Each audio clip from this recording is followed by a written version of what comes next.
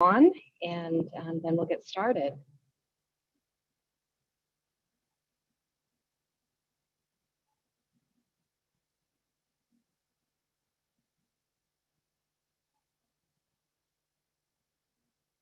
Right, welcome everyone.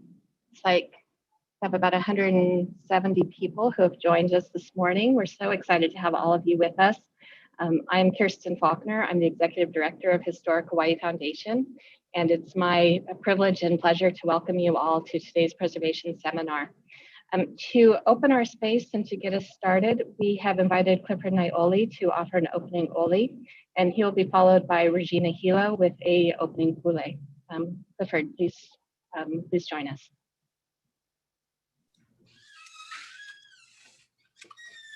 Aloha. Aloha and good morning. On behalf of our people and our practices, it is only fair that we invite them to participate in this hui of mana'o as we ask for ike, the wisdom, and all the knowledge that they have stored in the past for us to move to the future. E ho mai kai ke mai mai o na mea huna no eu o na mele e ho mai e ho mai e ho mai e ho mai kai ke mai mai o na mea huna no eu na mele e ho mai e ho mai e ho mai gai ke mai luna mai o na mea huna no e o na mele e ho mai e ho mai e ho mai e a mama ua noa. Aloha mai kako e ano o pule nā kupuna. E nā kupuna o Hawaii mai ka manawa wā kea aia manawa. Ke ku nei mākou ma ka poʻohiwi o papa. Ua hānau ia mākou mai a papa mai a hoi hou ia papa. Nā mākou e mālama i nā iwi o kou mākou kupuna. Nā moʻo e mālama i kou mākou iwi a hoʻomau ka lokahi o kākou. No leila, e ho mai ka ike, e ho mai ka noʻeau, e ho mai ke aloha, e ho mai ka ikaika, a mama, ua noa. I'd like to turn it back over to Kirsten. Thank you, Regina. Thank you, Clifford.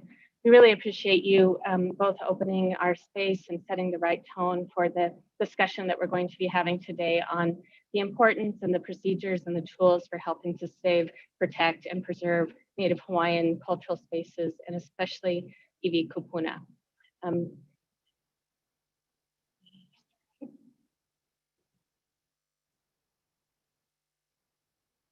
So today's program is a co-sponsorship. We are Historic Hawaii Foundation. As I mentioned earlier, I'm Kirsten Faulkner, the Executive Director. And this class is also supported by our Education Program Manager, Andrea Nandoskar, with additional technical support by Michelle Kizik. We are a statewide nonprofit organization that helps preserve the historic buildings, sites, communities, and structures that tell all of Hawaii's stories. We are also co-sponsored by the Office of Native Hawaiian Relations at the U.S. Department of the Interior. The Office of Native Hawaiian Relations was established by Congress in 2004 to carry out the Secretary of the Interior's responsibilities for Native Hawaiians, and especially the Hawaiian Homelands Trust. Our third sponsor is the National Park Service. Our partners in the Western Regional Office have really been very supportive throughout our entire preservation and practice webinar series, and we thank Elaine Jackson-Rotondo and Astrid Liverman for all of their support and help.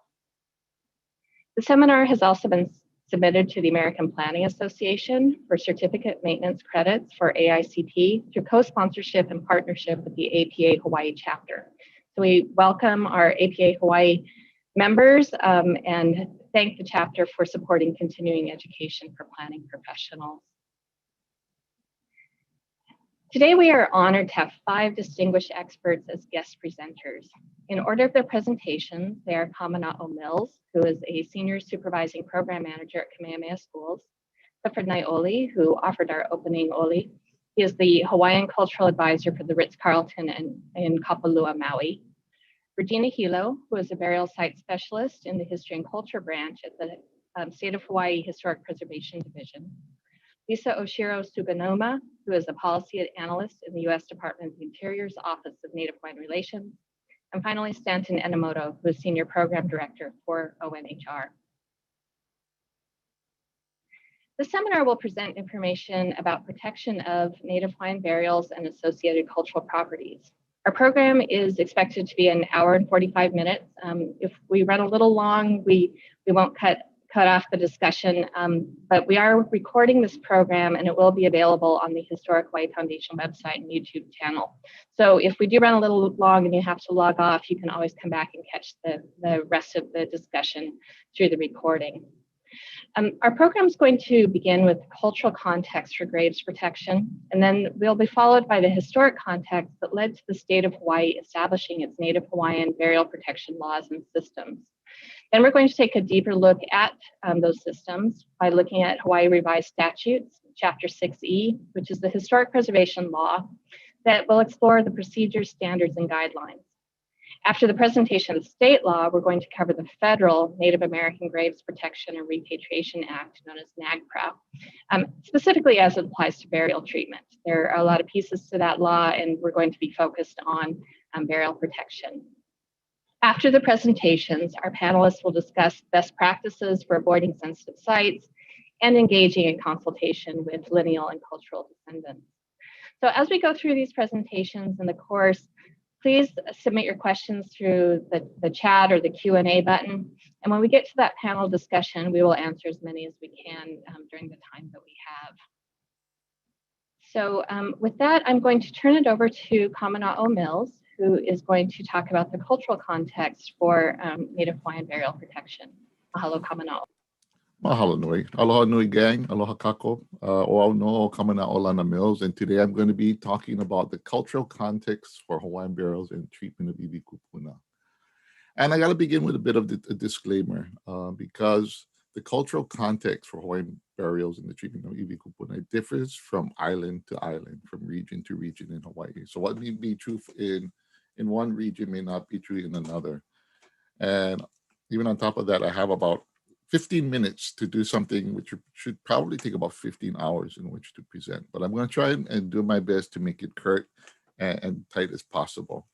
The only wish I had is air conditioning. My gosh, it's hot here. But anyway, to get started, just a little bit about myself. So I do work at Kamehameha schools, but my prior experiences, I used to work in OHA in the culture office, and which got me really into learning about the Hawaiian history, the cultural rituals, traditions of the people of old. Then after that, I did work at Department of Land, Natural Resources, State Historic Preservation Divisions in the burials program, and served as both the Hawaii Island Burial Council and the Oahu Island Burial Council. Then I went to DHHL, and DHHL follows NAGPRA. So I had the honor or the trauma, depending on your lens, of implementing both the state 6E laws as well as having to implement NAGPRA. And currently I serve on the Oahu Island Burial Council. But one of the questions posed here is why? Why do we need NAGPRA? Why do we need state burial laws? Why are we so passionate as a people when it comes to regarding this issue? So in the next 15 minutes, I'm going to try my best to cover this question as to why. So next slide. First off, though, I have to make some acknowledgments. The reason why I'm here is I stand on very, very great shoulders. So I acknowledge the Oahu Island Burial Council, Department of Land, Natural Resources, State Historic Preservation Division. Three of my great mentors, Hale Aloha Ayau, Kai Markel, Kanaib Kapeliela, as well as previous historic preservation staff, Don Hibbard, Nathan Napoka, and from OHA, Pikake Pelekai. Mahalo nui. Okay, so in order to cover this question as to the cultural context for Hawaiian burials and the treatment of iwi kupuna, I got to reverse the clock back, way, way back to our cosmogonic creation chants of our people of old, of the union between Papa and Wakia. So what the Hawaiian people believed is All living things on earth were created from Papa and Wakea. Papa being Earth Mother and Wakea meaning being Sky Father. Now in Hawaiian, Papa actually means foundation. Okay. And Wakea comes from the concept of Wa, which is space and time, and Akea, the wide expanse of space and time. So Earth Mother and Sky Father. And so they had a union. They had several unions, and from that union was born the Hawaiian Islands. And Papa Wakea, they had a following union, and they gave birth to a daughter. And she was very, very beautiful, and her name was Ho'ohoku Ikalani. Hoku meaning stars, Ikalani in heaven. She was such a beautiful daughter that Wakea took a liking to her. And so Wakea and Ho'ohoku Ikalani had a union, and from that was born Haloa the first. Ha meaning breath and loa meaning long. But unfortunately, Haloa Ekahi's breath was very, very short. In fact, he was stillborn when he was stillborn. He had passed, and he was placed into the ground. He was canoed into the ground.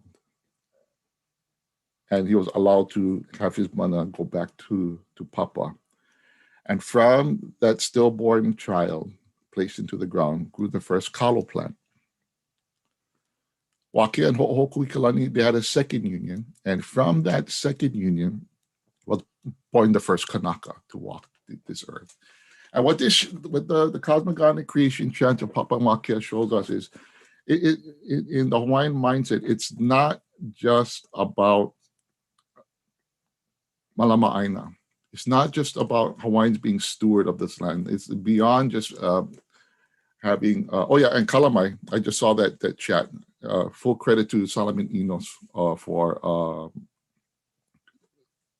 this picture that you see before us. But the Hawaiian concept is beyond just being stewards of the land. We have a familial relationship with the land. The Aina and the flora here, there are older siblings. And, growing up in the Hawaiian ohana, we were always taught, like, if you were the younger sibling, it was your duty to respect the older sibling. And as an older sibling, you're supposed to malama and take care of the younger sibling. And we see this familial relationship happening in our cosmogonic creation chant, where we, as the descendants of Haloa II, we must respect our older sibling. Yeah? We must respect the plants. We must respect our environment. We must respect the land, because we're not just stewards. They are a part of our family. Okay. And next slide. And we can even see this continue even in more modern times. When I worked at DHHL, the Homestead Lands were referred to as Aina Ho'opulapula. And it's an interesting word that they chose, Ho'opulapula. Aina, of course, coming from the root word I, in which to eat. But Pula, it means sprout or seedlings. But poetically, it also means offsprings. And once again, it reinforces this Hawaiian familial relationship with the Aina. We as younger siblings, we respect our older siblings. And as older siblings, the plants, the lands, they provide food and shelter for us in which to use. So a lot of our resources comes from the Aina. We have many similarities with our older, Kaikua'ana means older sibling, with our older sibling, Haloa Ekahi, was the stillborn baby placed into the ground, and from which grew the first plants. Because what do plants need to survive?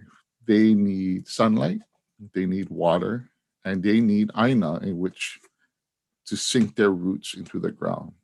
And what do we need as Hawaiian descendants? We need sunlight to live, we need water to live, and we need land here in Hawaii for our familial roots to sink into the ground. And so it reinforces this familial relationship with the land.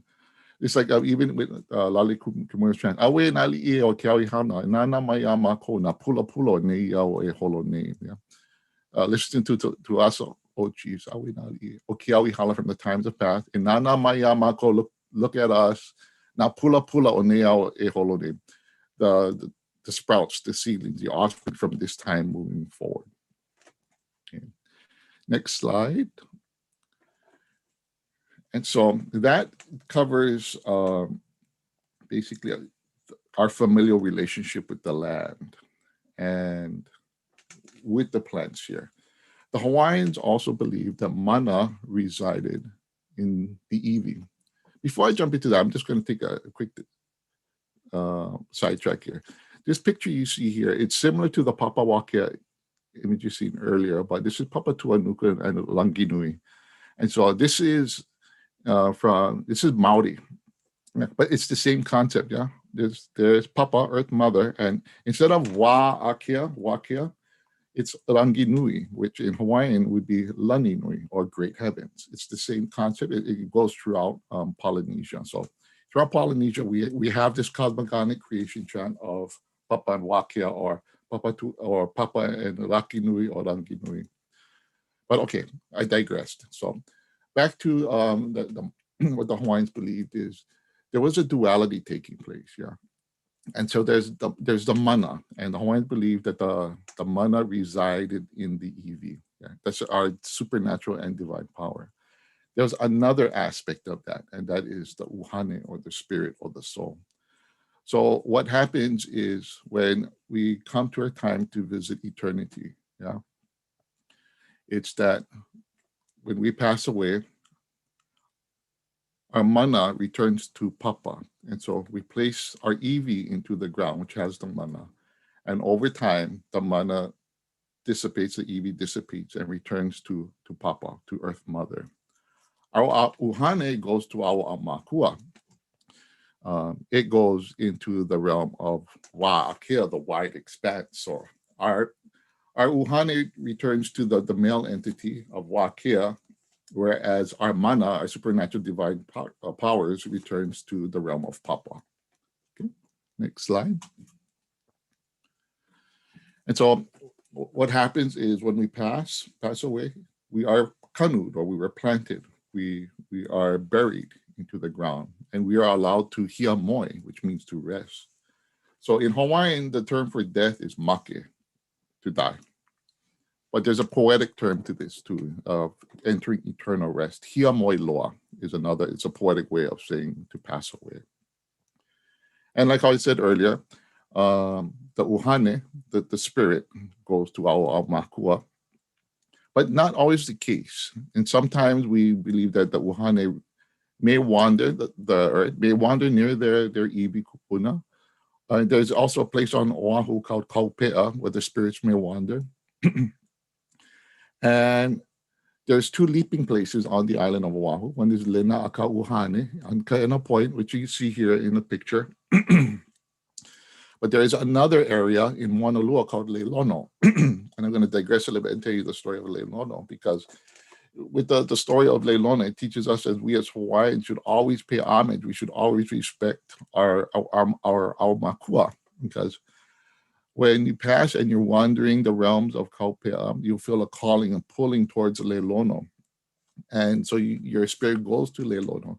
And from there, you will see a magical ulu tree growing with many branches. And you, as your spirit, is supposed to climb up this ulu tree, pick a branch to jump off of. If you pick the right branch to jump, you would enter into Auamakua and be with your ohana. But if you pick a wrong branch, you would jump into Milu, which is a Hawaiian equivalent of hell.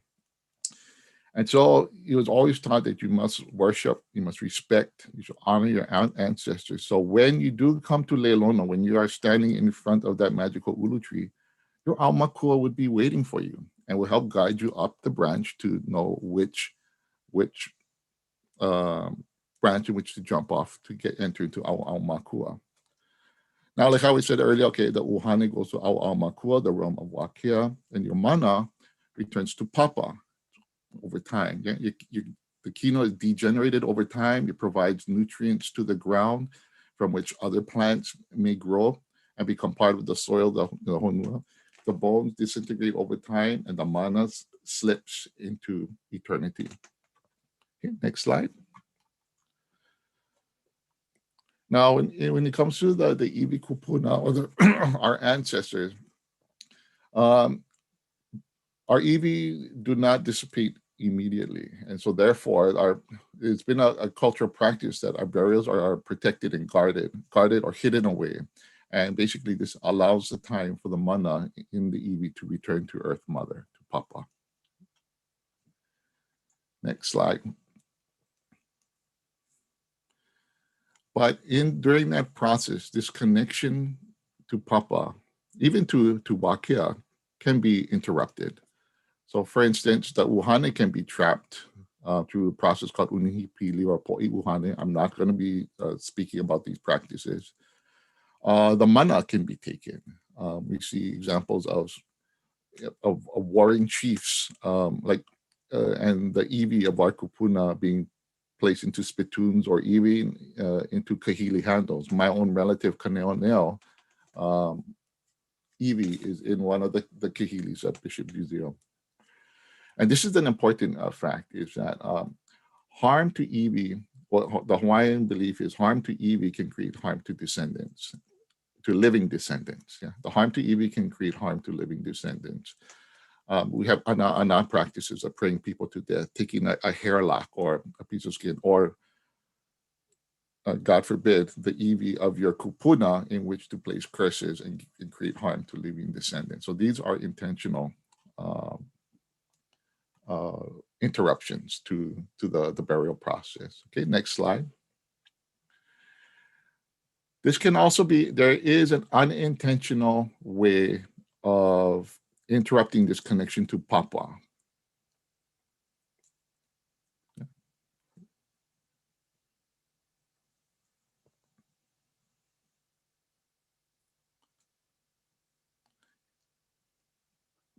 Yes, through construction. And with this, it creates conflict amongst many Hawaiian beliefs and Western developments.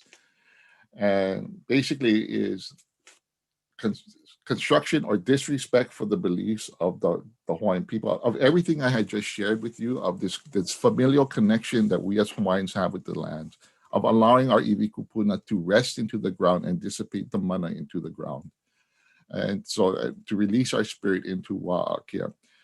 When bones are desecrated, for lack of a better word, or removed from the ground, it disrupts this connection we have to Papa of letting our mana slip into eternity. And it's hurtful to us as a people. It shows massive disrespect. And then a lot of it has to do with a lot of Westerners may not fully understand the cultural context of what it is that I'm sharing with you folks today. So the next slide. So why do we apply NAGPRA and state burial laws? Well, first off is for cultural sensitivity purposes. But ultimately, it's the next slide. It's respect. NAGPRA and state burial laws allows for the proper treatment of iwi kupuna. And it allows, if there are developers here on the calls, it allows for you to feel your humanity, your respect, your love, your priority for the iwi kupuna, and for yourself, your family, and everyone you love. And you might be thinking, wow, that's kind of heavy. Like, it allows me to feel my own humanity and for my family. It's like, yes, absolutely. So in the next slide, so previous slides, I showed you the respect from a cultural context. So if it helps any, here they are from a Western context. Just know that the iwi that you have discovered was someone's mother, daughter, wife, or baby. And we should treat the iwi as it was your mother, daughter, wife, or baby. And just know this person was born, had a mom and dad, had dreams and aspirations. They grew up, they lived their lives, they fell in love, they had their heart broken, they saw their children and grandchildren grow up, and then it was their turn to pass. And so the next two bullet points. So one of the things, the two best things we can do is allow our iwi kupuna to sleep and pass their mana into Papa and allow them to enter into eternity. Like a lot of mindsets with some of the developers is when they see iwi kupuna uncovered on their project. It's like, there we go. Like, we're going to lose money. All construction stopped. It's such a pain. Oh, we got to go through this NAGPRA process. We got to go through this state process. We got to do a burial treatment plan. We got to do a NAGPRA plan of action. But what it comes down to is it's just the proper treatment of our iwi kupuna. And just knowing that these were actual people that lived their whole life full of love. So in closing, I want to offer this one quote that I got from Halealoha Ayam, and it's from Sir William Edward Gladstone. He served as the Prime Minister 4 times, starting in December of 1868. But he's well known for his quotes, such as, "Nothing that is morally wrong can be politically right. Justice delayed is justice denied. We look forward to the time when the power to love will replace the love of power. Then will our world know the blessings of peace. We cannot fight against the future. Time is on our side. Be happy with what you have and are. Be generous with both, and you won't have to hunt for happiness." But the most powerful quote that he had said that resonated to me is the last one. "Show me the manner in which a nation cares for its dead, and I will measure with mathematical exactness the tender mercies of its people, their respect for the laws of the land, and their loyalty to high ideals."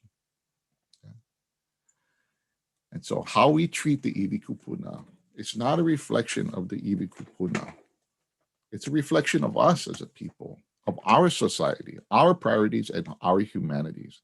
How we treat those who have passed is more of a reflection of us and our humanity, our connection to Papa Wakea, our connection to our iwi kupuna, our connection to our ancestors. Mahalo nui. And with that, I would like to introduce our next speaker, is Uncle Clifford Naiole, who will give us the historical context.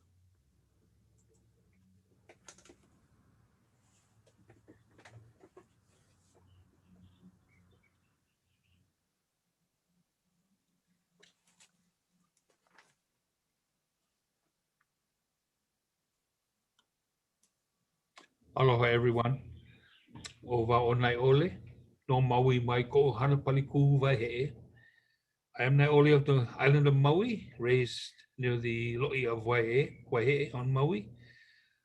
And going back to, if we go to the first slide that shows our signage, I remember the day driving to apply for a job at this place called the Ritz-Carlton Kapalua, and thinking to myself very openly, am I sleeping with the enemy? That was the question that came to me time after time after time on this 1-hour drive to sign for this job. And I did, and from there, things transpired so that I guess the Kuleana chose me rather than me choosing the Kuleana. I went from a hotel operator doing early morning calls to sticking my neck out and voicing opinions about what was happening at the hotel, which were, in my opinion, as a student of Charles Ka'upu and Kelly Tau'a and others, things were wrong. So as we progressed, well, things changed. So this is the history of Honokahua. Next slide, please. For those of you who are not aware where Kapalua is, it is on the northern western tip of Maui, within the Kapalua Resort. However, on the slide to the left, you see that reddish area there. That itself is the preservation site of Honokahua. Next, please. Where, why, when did it begin? Well, Honokahua, as I always say, is the pico of awareness for our iwi kupuna. It is part of Honua Pi'ilani, the base of our benevolent chief Pi'ilani. It was a place of life, it was a place of death, it was a place of afterlife. Our lands, of course, changed from the Ali'i and the eventual owners at that time, the Maui Land and Pineapple Company and Kapalua Land. In 1974, discussions were made and approximately 300 plus acres of land was rezoned for the 18-hole golf courses, the Bay Course in particular. And of course, they said, well, we need to mine sand. They went to the sand dunes of Honokahua, where at that time, the Alalua Trail, which once encircled the entire island of Maui, was partly intact because it had been cut off in other places around the island. But they started to mine for the sand, and the Alalua Trail was dismantled. Further excavation into the sand, of course, revealed the skeletal remains of our kupuna and artifacts.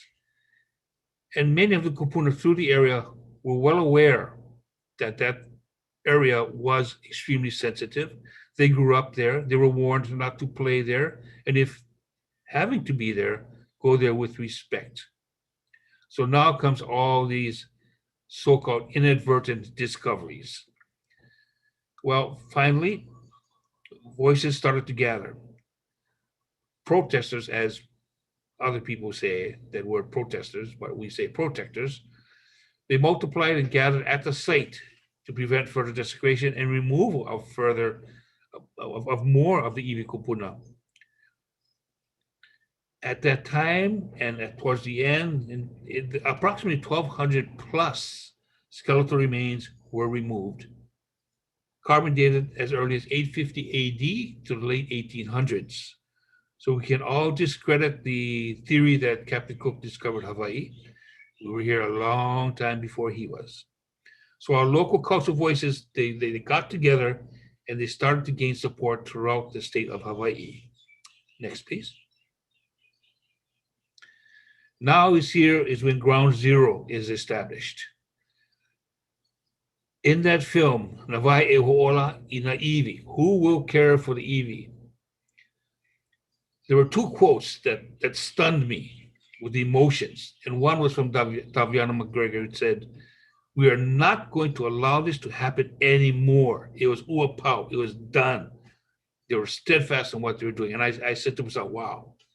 But then when I heard the passion from a person who became a good friend and a mentor, Uncle Les Kululoyo, he says, once and for all, our way, we take care, nobody else. And it stuck with me because I after helping with the repatriation of our iwi, that it was being handled by outside sources. Outside sources were being brought in to be the experts on what Hawaiians were supposed to be in taking care of ourselves. We became, the community groups became very vocal, very visual. You know, we had the passion of Uncle Charlie Maxwell, Dana Naune Hall, Uncle Les Kululoyo, the Reverend Kavika Ka'alakea, So'oni Hill, Kumapua Kanakaole, Pali Kapu Deadman, Ipo Nihipali, and Les Kululoyo. All these people gathered together on the shores of Maui and says, "Pow, we're done." So construction was stopped in 1989, thankfully. The landowners, the Office of Hawaiian Affairs, the State of Hawaii, and Hui Alanui o Makena, they agreed to relocate. Well, they did the negotiations and agreed upon the relocation of the hotel from that beachfront property, now known as Konakahua Preservation Site, further up the bluff, and the laws were put into place to protect that site in perpetuity. Next, please. This is an old photograph of us. We had worked all night, I believe, repatriating iwi to the site. From the left is Uncle Les Kululoyo. Seated next to him is Dana Nauni Hall. Up at the top is Kavika Tengan. And then, of course, Uncle Charlie Maxwell. Manny Kululoyo still carries the passion of his father and his family when it comes to iwi kupuna. And then myself front in my younger days when I had black hair. But we had worked all night tirelessly to put our iwi back into the soil. And it was very spiritually rewarding, physically tiring, but very physically, very spiritually rewarding. And it stuck with us for the rest of our life. Next slide, please. So since then, what has happened? Well, all remains that were removed are now returned, of course. As you can see in this slide, a boundary has been set with the how hedge that goes from left to right there. Anything fronting that hedge is considered wahipana. So that is what we maintain in perpetuity. And we must say that there is a gateway for the Poi Hawaii to come and to pay their respects, to say their prayers, to make their offerings 24 hours a day, 7 days a week, 365 days a year for schools, etc. And also there's signage throughout the property stating that intrusion other than Hawaiians conducting ceremony and protocol is not allowed. Our loss prevention team is trained so that they go out there if there is intrusion, because it is a natural place for people to want to take a photograph, not knowing again what this place is. And what happens is our loss prevention people will educate rather than chastise the person, because by education, I'm trying to get more people on our side rather than to chastise and they run away not knowing the full story of what happened. So we maintain the dignity and the sanctity of this place, and I'm very proud to have done it for the past 27 years. We do this with the intent to keep creating precedents, because this was ground zero. This is the precedent. This is the pico. So we have to set example by keep moving forward. As part of that, from my position as hotel operator and opening my mouth and sticking my neck out so much, the cultural advisor position was formed, and now I oversee anything regarding Onakahua. Next, please. Precedence in positive ways. What we do is that any employee, any new hire that we have, it is mandated that they undergo a 3-hour sense of place class regarding the history of this place. We also, on Fridays, open to the public, a sense of place film, one film called Then There Were None, done by Dr. Elizabeth Kapu'uwailani-Lindsay, a very, very emotional film that shows how the Hawaiians were mistreated. And I'll say this came to me just yesterday. True story. A question to a bartender was, who owned Hawaii before the white man? And it stunned the bartender, as well as he stunned me because he called me right away. And this shows that education is something that's very important that we have to continue with. So after the film, we go to the borders of the site and we do a walk and talk history of Hawaii as best can, and why we should respect all things Hawaii, whether they be Vaikapu or Vahipana, any place in Hawaii, people's yards. They have to understand the respect that is due in our home, because as this famous quote is now, your vacation is in my home. We also conducted these award-winning Celebration of the Arts, this year virtual, but it involves a mea Hawaii, from protocol to awards to artisans to activists to films to musicians. Everything of Hawaii is there so that the Hawaiians can walk in through our doors and feel very comfortable speaking about things that concern them today, from water rights to spiritual rights to everything else. We seek constant communication and cooperation, advice from practitioners. They are our mentors. We form things and design things upon their thoughts. A small ahu has been established outside of the boundary, and this is for public prayer offerings for those who are malahini or just visitors. And we advise anyone who goes to our Lomi therapists, our classes, etc., that their final prescription for wellness is to go to that altar and say a prayer and become well. This is things that we're doing to offer education. Again, the cultural advisor, my position shall always be present with the executive making decision powers. So we can say, yea or nay, aye or aole, with confidence, and they will listen. Not only regarding the site, but with all things dealing with hotel and protocol, sales and marketing, uniforms, signage, music over the PA system, whatever the case may be, we have to set precedents. Next. Here is a photograph of the stone monument, which is so very, very beautifully carved by Oaxaca de los Rios, representing the portal. You see the puka, the portal between Au and Po, the figures of life, and then the mo'o at the top representing those that come back for as Na'au Makua. Next. If you go, so for us, awareness is a key. Education is a key. One thing that we are doing, and I hope this goes statewide for all of you who are listening, it all started with construction. And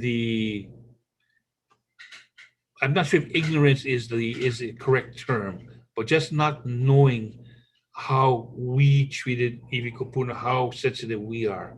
So what we are doing is all construction vendors coming onto our property, whether they be working on the roof, whether they be installing carpet, they don't even have to touch the ground. As long as they're working in our hotel, they are mandated again to go through our sense of place awareness class.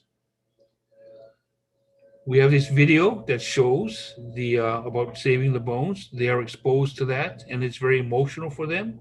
They get a chance to ask questions, express their views. And what happens is at the end of the film, we give them a certificate. It says, yes, you did attend this class. Now you are culturally and sensitive to this place at Onakahua, even though you did not work on the grounds. And of course, if you work on the grounds, you will be mandated to go to this class. A sticker that you see on the left there is given to them, and this sticker will be placed upon their hard hat or their ID, and this allows them onto the property to labor. If they don't have this, they will not be allowed to come onto the property until they show this badge of recognition of awareness, and they will be allowed on. Other than that, they will have to go through my class first. The sticker represents the eel, the hawk of the Wau Akua, the pu'eo of the Wau Kele, the iwa of the Wau Kanaka, and then the kolea, the newcomer, the return guest. And our theory is we need these three birds, the eo, the pu'eo, the iwa, their knowledge. They represent all realms of Hawaii to educate this newcomer and this return guest. The center represents what we are going to call the Punana Ike, the nest of knowledge, where these birds come to rest and talk story and educate for the next day. The quadrant represents the four directions of the wind. And again, this sticker has to be displayed prominently upon themselves to allow them to come onto the Ritz-Carlton Kapalua, onto the grounds of Onakahua. And this is what I hope someday may become a program statewide. Next, please. So we look to the future. What we are going to do is add more cultural education opportunities. We will restart our practitioner in residence, our artisan crafters in residence, stronger verbiage on signage. Remember, we were the first to have signage. We were the first, again, burial site for signage. It is our belief that we need to be stronger in our language, more educational, and yet more, without being blunt, just to make them understand that, sorry, no crossing the line because of this. Okay, so, and also strong awareness of boundaries and public areas. The initiation of the Makamakai partnership between Pukukui Watershed and Huiva Akaulua. Now this represents, of course, the Ahupua'a system, that everything is connected from the top to the bottom. Okay, so our dream, another dream again for all of you to think about, I'm going to throw this out there selfishly, is a proposal for a Native Hawaiian archaeological entry-level program and schooling, where developers on a tiered basis, the larger their development scale, the more they pay into this tier. That tier, that money will go towards work supplies, for scholarships, and pay for Hawaiians.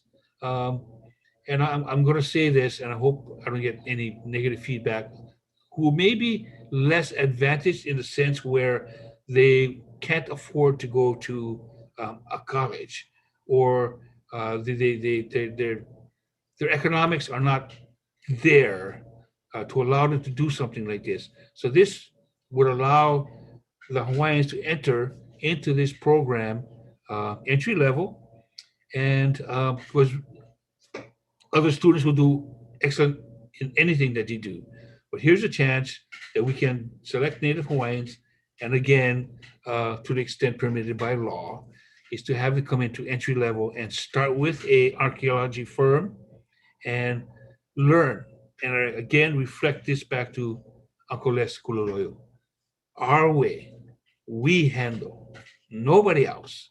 And to allow our Native Hawaiians, should the EV arise and come back again, that we do it with our own hands and have that pride. Because I'll tell you, when I held the EV in my hands, there were two thoughts. One, I am so honored to have you here in my hands.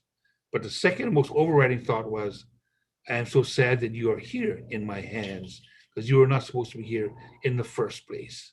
So hopefully, as the future moves on and things change, because we've got a lot of work to do, and you'll find out as we move forward in all of this, that this program could come into existence and have Native Hawaiians take care of our own.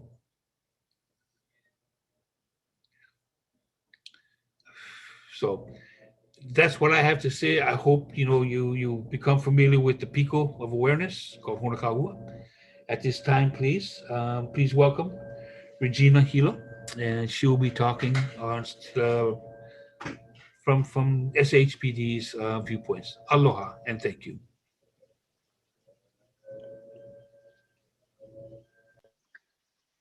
Aloha mai kako, mahalo Clifford for the introduction.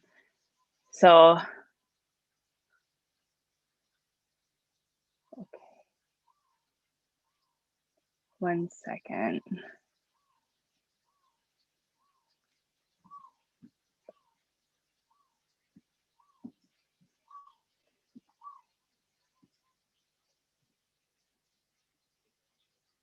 Kala mai, 1 second.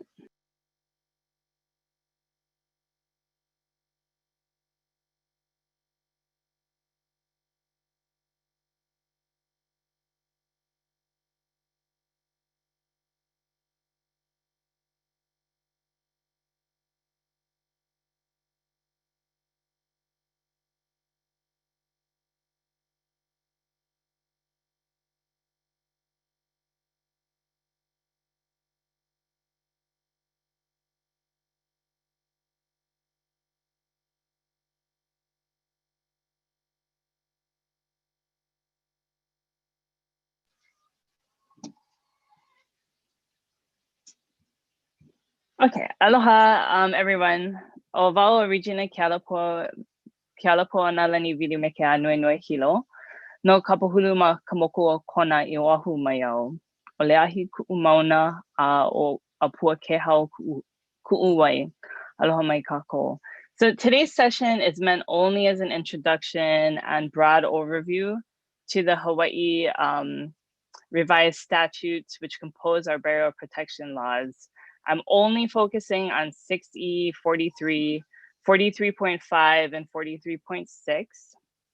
But I have additional resources listed at the end of my slides for attendees to peruse at their leisure, which delve deeper into the reasons for what we do and how the differences between authority of the IBCs and the SHPD work. First off, I'm really honored to participate in today's webinar and panel question and answer forum at the end. I'm currently a burial site specialist with the History and Culture branch of SHPD, and I've been with SHPD since November 2014. For those of you that know me, you probably know that I'm constantly on my toes, fielding questions and trying to find answers asked of me on behalf of the division. Also engaging in field work, sometimes even working with the Honolulu Police Department, and then also working collaboratively with my colleagues at the SHPD. And like, Uncle Clifford said just moments ago, you don't really understand what the kuleana is until, and sometimes you don't even ask for the kuleana, but you get thrust into it and you accept it, and it's your kuleana to accept that kuleana graciously. So even though I've been with SHPD since November 2014, I really consider the kuleana is an honorable one. It is difficult sometimes, and I don't always have answers and have to seek out those answers for myself. And then also I'm constantly learning. So seeking out training and maintaining strong relationships with community, mentors, co-workers, and practitioners is of utmost importance in the kind of work that Malama Iwi Kupuna is, not only physically, mentally, and spiritually, and emotionally, of course. And the work of Malama Iwi Kupuna never ends. It's an ongoing kuleana. It transcends time and space, both literally and figuratively. And only through doing the work can you truly understand what it is. Can you really reach an understanding? Or as one of my dear friends and mentors, Halealoha Ayao, often says, makahana ka'ike, makaike kamaupopo. So here are a few slides, a few acronyms and glossary terms that I think would be helpful just to lay out at the forefront, because I will be running through and using these acronyms quite a bit. SHPD stands for the State Historic Preservation Division. When I say IBC, I'm talking about the Island Burial Councils, of which there are 5. There's Hawaii Island, or Island of Hawaii, then Kauai and Niihau are together, then Oahu, Maui and Lanai are together, and Molokai is its own burial council. And the word ahupua'a is a type of land division. This is for like our hoa from the continent who are joining us. The word ahupua'a is a type of land division which normally runs from Mauka to Makai, and it's inclusive of all resources within that area. And traditionally, this would sometimes include near coastal resources like fish ponds and fisheries. And finally, OHA stands for the Office of Hawaiian Affairs. Next slide, please. Mahalo. So HR 60, 43, 43.5, and 43.6 are applicable to skeletal remains that are 50 years or older that are found on public lands, state-owned lands, and private property. It is not applicable to federally leased state lands or federal lands in Hawaii. That is a separate process that Lisa will be talking about after I'm pow with my portion. So HR 6E, 43, 43.5, and 43.6 are also only applicable to prehistoric and historic burial sites. Typically, unmarked burials that occur outside of a known, maintained, or actively used cemetery type situation. This is also applicable to moipu, which are burial goods that are associated with skeletal remains. Additionally, all burial sites are significant and are to be preserved in place until full compliance with 6043 has been fulfilled. A burial site may include one or more individuals, and also a burial site is considered a single isolated fragment that has been identified as human. So it could be a complete individual, it could be a fragment. Next slide, please. So what role does the IBC play with regard to treatment of skeletal remains? I kind of put these two side by side so that you could see the differences and similarities. Specifically, the IBCs determine burial treatment, whether preservation in place or relocation, or sometimes a combination of both, of previously identified Native Hawaiian remains. The IBCs also recognize applicants as either lineal or cultural descendants to specific Native Hawaiian skeletal remains. The IBCs have the authority also to deem records sensitive and confidential and assist SHPD with an inventory of Native Hawaiian burial sites. SHPD is responsible for treatment of previously identified non-Native Hawaiian remains. The SHPD receives and reviews descendancy applications and makes recommendations on those applications to the island burial councils with regard to specific Native Hawaiian iwi kupuna. The SHPD provides administrative support for the IBCs, which include logistics for the IBC meetings, posting the agenda in compliance with Sunshine Law, completion of minutes, and et cetera, et cetera. The SHPD is responsible for treatment of all inadvertent discoveries, Native Hawaiian and non-Native Hawaiian. And the SHPD is also responsible for maintaining an inventory of burial sites. Oh, I have one little caveat. You know, we are having a little bit of trouble filling all of our Island Burial Council seats. So for any of the participants listening in who have an IINI to step into that voluntary role, the applications are available on our SHPD website. And then there's 2 applications that you have to fill out. The first is the SHPD application, which is on our website. And then the other one is to apply online directly with the boards of commissions. They have their own online application. It takes about 45 minutes to fill out the boards and commissions application. I think the SHPD application is a little bit shorter than that. Okay, next slide, please. Okay, so I've used the terms previously identified and inadvertent discovery already, but what do those really mean? Previously identified remains are remains that have been identified during an archaeological inventory survey, also known as an AIS, which is targeted archaeological investigation of an area or a project area prior to construction for the purpose of identifying resources present. When skeleton remains are discovered during an AIS and reasonably believed to be Native Hawaiian, treatment of these iwi kupuna are determined by the IBC. If the remains found during an AIS are reasonably believed to not be Native Hawaiian, the treatment of those skeletal remains is determined by the SHPD and in consultation with the appropriate ethnic group or organization.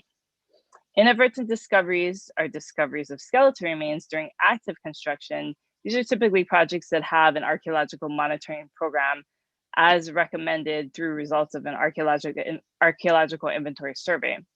And then also inadvertent discoveries could occur during erosion events. And for all inadvertent discoveries, the SHPD determines treatment, whether preservation in place or relocation.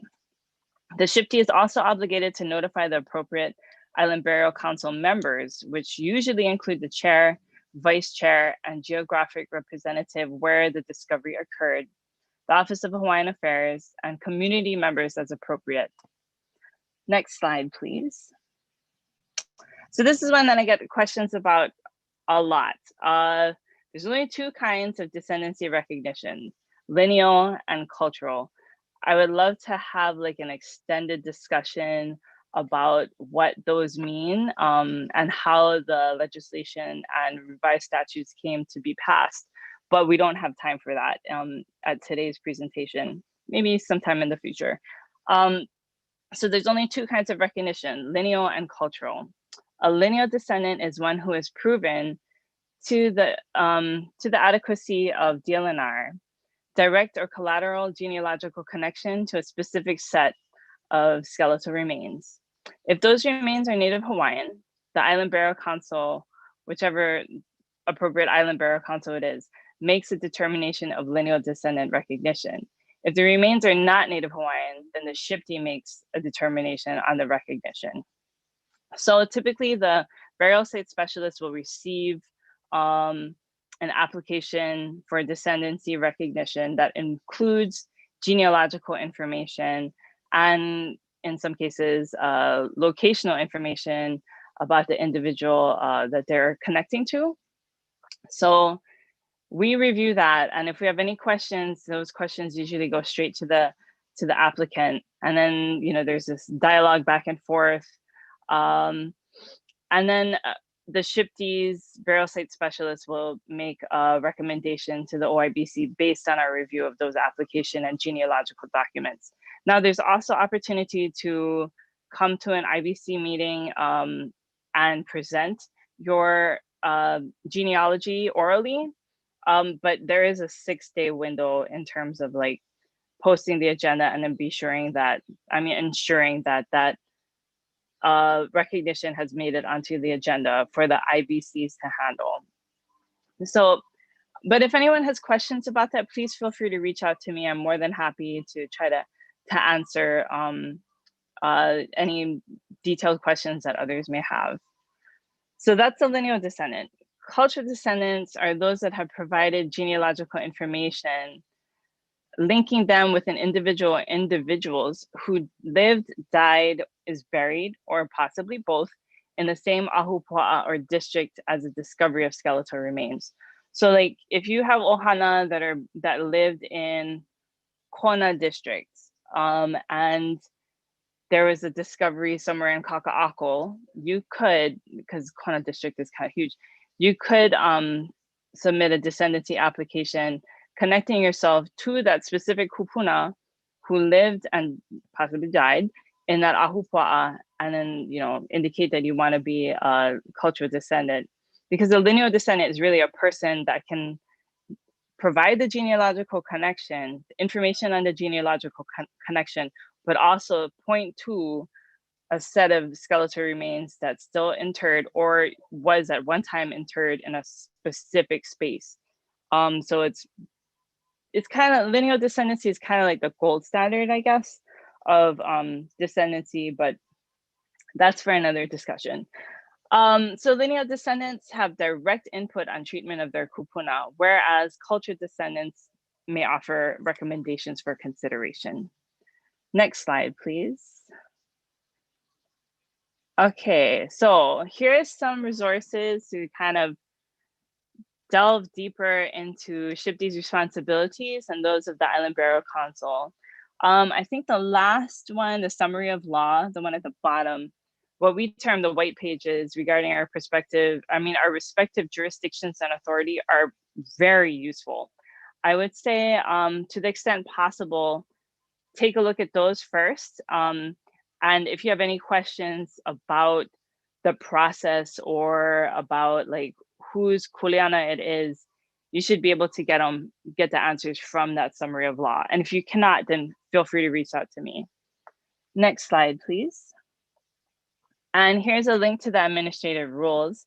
As always, if you have questions after this webinar, and I suspect there will be quite a few, feel free to email me directly. I'm super accessible and I'm happy to provide further clarification on 6E, 43, 43.5, 43.6, and Hawaii Administrative Rules 13,300. And then also offer additional resources as needed. I mean, I got tons. I'm also in graduate school, so I have like resources ready to go to send to people if they need it. And if I cannot answer a question, I'll do my best to track down an answer and point you in the right direction. And finally, I'd like to introduce Lisa Oshiro Suganuma. She's a policy analyst with the U.S. Department of Interior's Office of Native Hawaiian Relations, and she will be talking about the Native American Graves and Repatriation Act, also known as NAGPRA. Mahalo nui.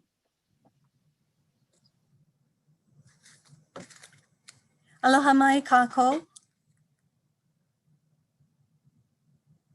Mahalo, Regina. O wau o Lisa Kaimi o ke kai Olohia Oshiro Suganuma.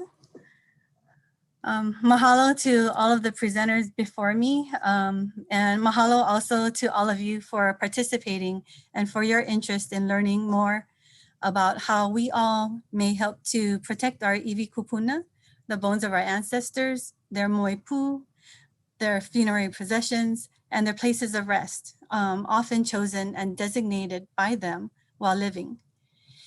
In my video background, many of you may recognize Kaupo from Kaupo Gap on the southern side of Haleakala on Maui.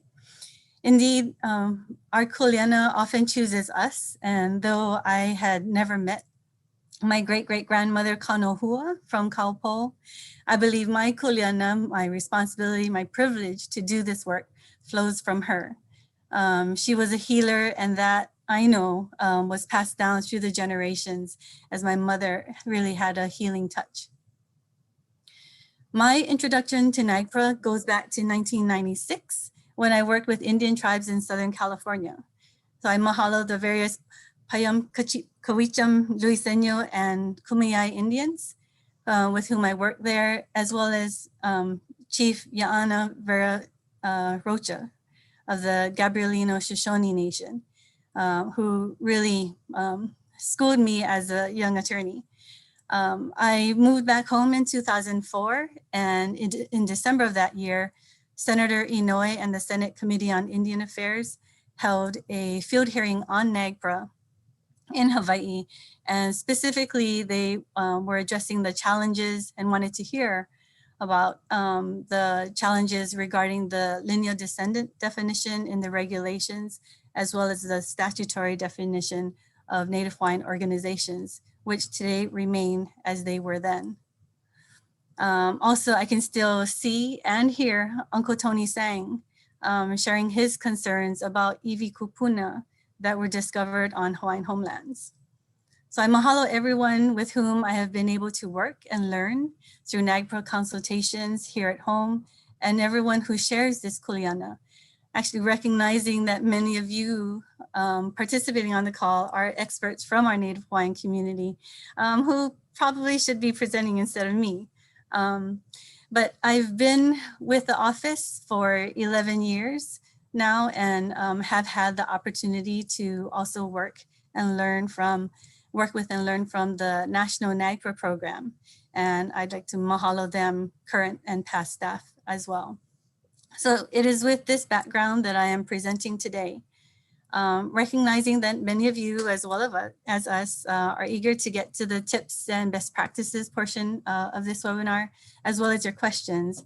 I will step through and highlight information and processes in my slides, especially where there may be some intersections and interplay of federal and state requirements. The slide deck will be posted afterwards. You'll have that as a resource, as well as contact information for the National NAGPRA program and our office. So the purpose of my presentation today is to provide an overview, context, guidance, and suggestions, but I'm not here to provide legal or professional advice or to supersede any guidance that your agencies you're working for or with have, but perhaps our presentations today will inspire you to seek, develop, and enhance those guidance and protocols at your respective agencies, institutions, and organizations. Next slide. So NAGPRA is part of a body of laws developed over time to address protection and care of archaeological, historic, and cultural resources. NAGPRA references coordinating compliance with the National Historic Preservation Act, Archaeological and Historic Preservation Act, and Archaeological Resources Protection Act. Thus, it is helpful to become familiar with those laws as well. An overview of these laws is available on the National Park Service's Archaeology Program webpage, listed in the reference bar at the bottom of the slide. So NAGPRA has the distinction among those laws as being a human rights law. What NAGPRA attempts to achieve through its minimum legal and regulatory requirements is respect for Native human rights. As contentious as the discussions were between museums, the archaeological community, and indigenous communities during several years of negotiations over different drafts of legislation, there was at least this agreement that all human remains must at all times be treated with dignity and respect, and that the process for determining the appropriate disposition and treatment of Native American human remains, funerary objects, sacred objects, and objects of cultural patrimony should be governed by respect for Native human rights.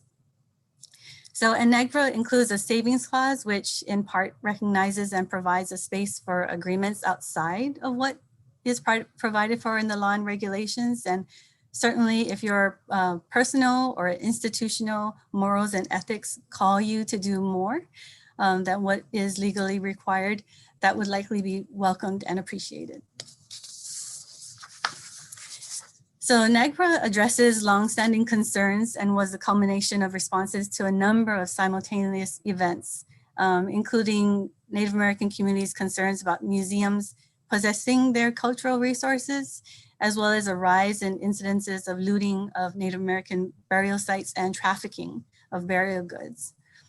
It is important to note that Congress, in enacting NAGPRA, was furthering the United States trust relationship and responsibilities to its indigenous peoples. Early versions of the burial protection legislation prohibited excavations, quote, except with a permit to do so under state law, end quote.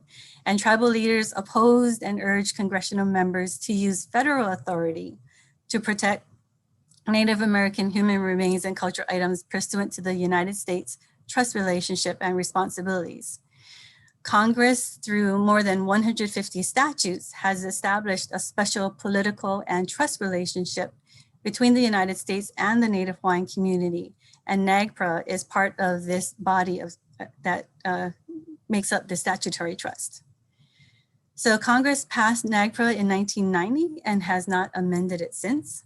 Congress authorized the Secretary of the Interior to adopt regulations. Those first regulations were effective as of January 1996. There have been some amendments to specific provisions of NAGPRA. And as you'll see on my last slide, the National NAGPRA program has projected proposed rulemaking this year with revisions to the entire rule at 43 CFR Part 10. The National NAGPRA program, administered by the National Park Service, has a wealth of knowledge, information, and resources. Many resources are available through their website, which is my bookmarked go-to site for NAGPRA. Their flowcharts and templates are especially helpful. Their databases have information reflective of the various agencies and institutions' compliance with the NAGPRA requirements, and we'll look at some of that data towards the end of my presentation. The National NAGPRA program is in the process of replacing their old contacts database with a new one that is currently under development. Also, if you advance, if you're looking for a concise overview of NAGPRA with flowcharts, the National Park Service's American Indian Liaison Office prepared a very helpful and handy 4-page quick guide, which is available from the National NAGPRA's website under additional resources in their reference library. So on this next slide, this lists the major components of NAGPRA. The majority of my presentation, however, will focus on the graves protection provisions of NAGPRA. And while the statute does have some language referencing procedures for implementing NAGPRA, the details are often left to administrative rulemaking. So the regulations here are organized according to the present disposition of human remains and cultural items, whether under subpart B, in or on the ground on federal or tribal lands, or under subpart C, in a museum or federal collection.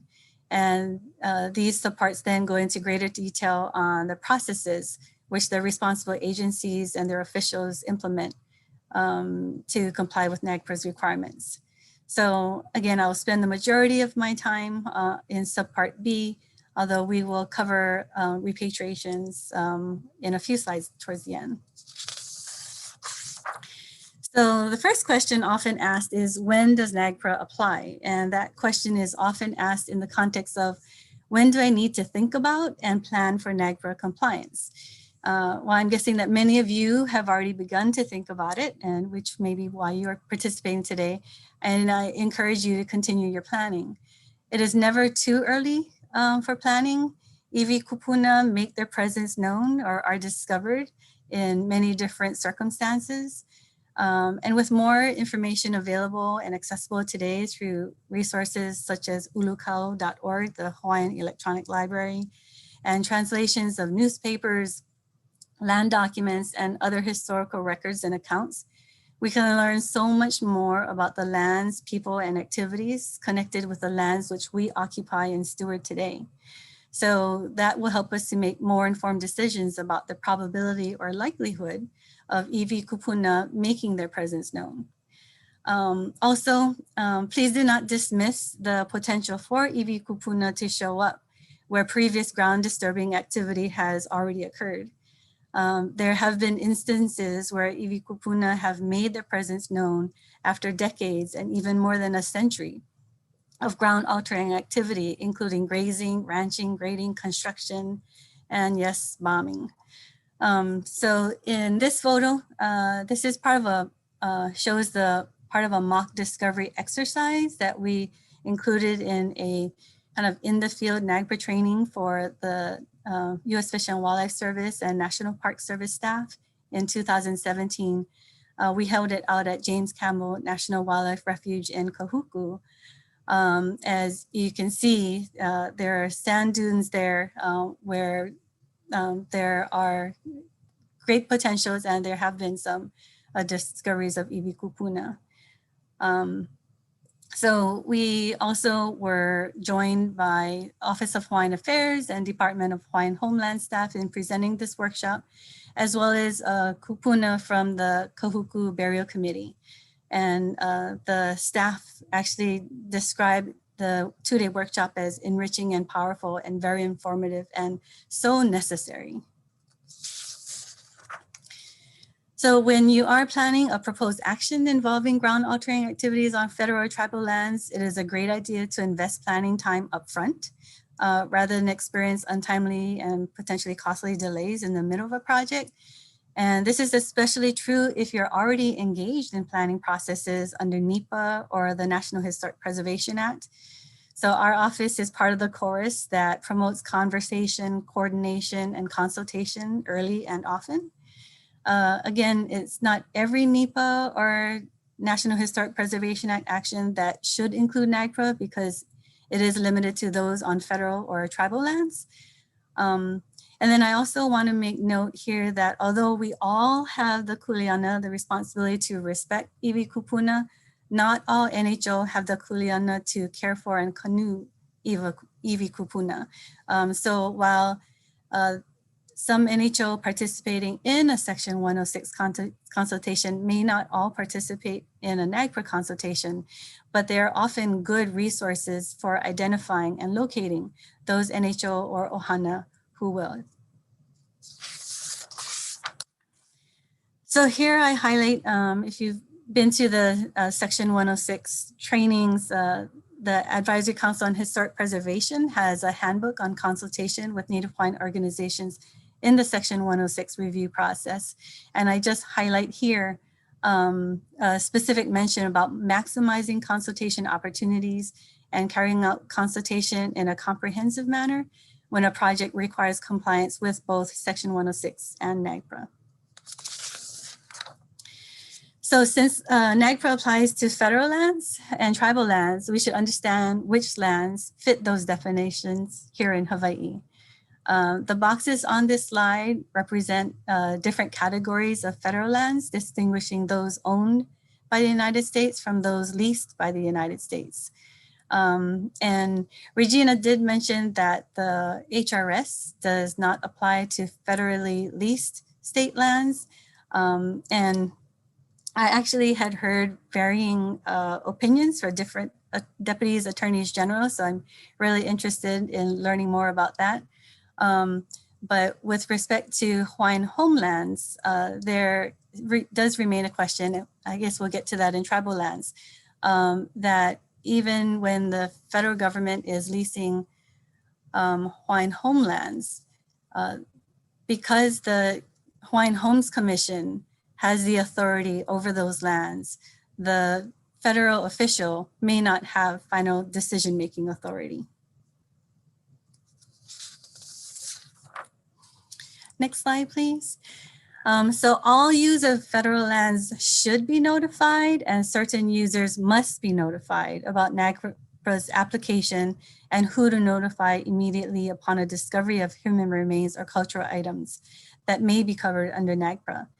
The notification requirement applies to any person who knows or has reason to know that they have discovered human remains, funerary objects, sacred objects, or objects of cultural patrimony.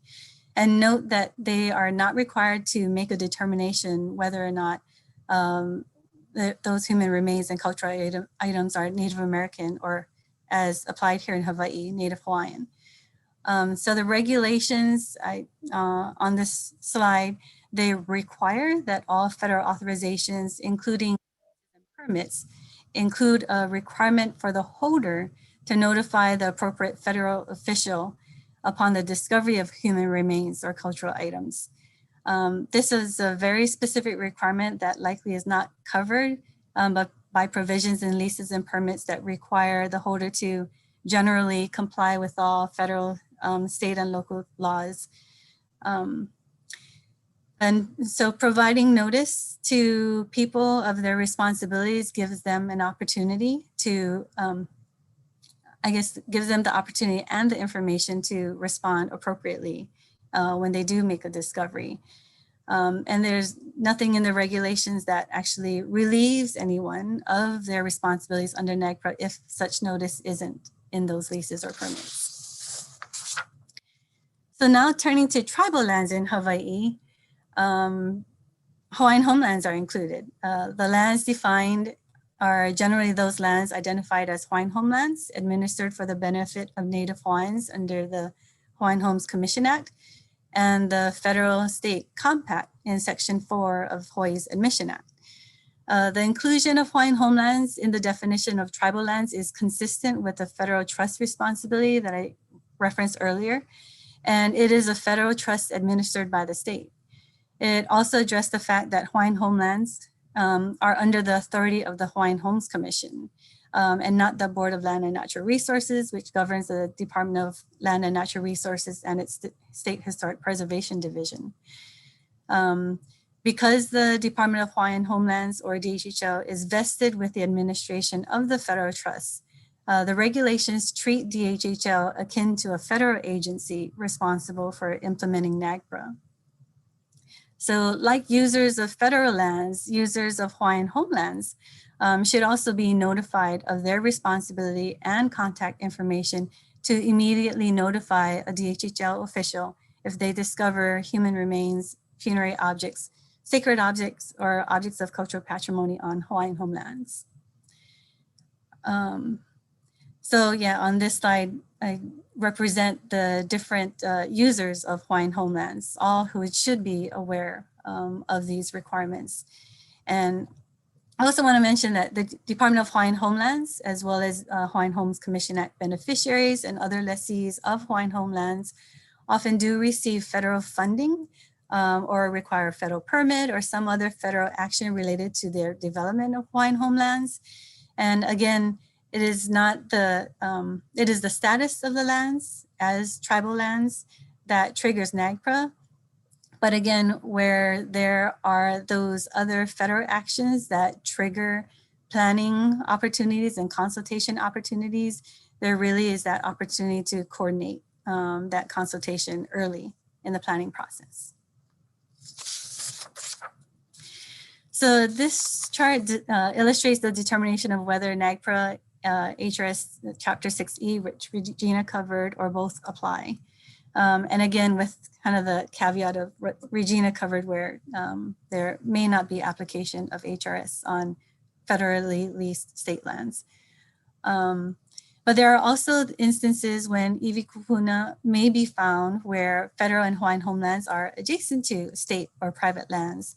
And so conversations and coordination is required between or among federal and state agencies in those respects. For example, during our training at the James Campbell National Wildlife Refuge in Kahuku, we had a scenario where a burial existed on the refuge and iwi kupuna were discovered 3 feet away below the high water mark on state land. And again, the yellow arrows indicate the question that your attorneys will need to answer regarding whether, after determining that NAGPRA applies, provisions of state law may apply as well. So once it is determined that NAGPRA applies, the National NAGPRA Program's flowchart for Subpart B of the regulations is really helpful to guiding through the process. You'll see on this slide that there are references to section 10.7 of the regulations in situations where the claimant is identified, but cultural items are unclaimed or a claimant cannot be identified. scenarios that may not be likely here in Hawaii, but the regulations provide a process by which those cultural items may be transferred to a Native Hawaiian organization that is not a potential claimant, or the federal agency may reinter the items under applicable interment laws, which could be state law. So the steps can also be broken out into 3 phases: respond, consult, and implement. This slide presents steps required and includes some Native Hawaiian or Hawaii-based practices in response to a discovery. And starting at the top, we see that if there is a plan of action or a comprehensive agreement in place, then you follow that. So that could have been developed in the planning process. And it would, and we'll see later, the contents of a plan of action or comprehensive agreement addresses all of these steps in the response. Next slide. So after this immediate response, which is generally required within a few days, consultation follows. Generally, the top priority question to answer is whether to preserve in place or excavate and relocate.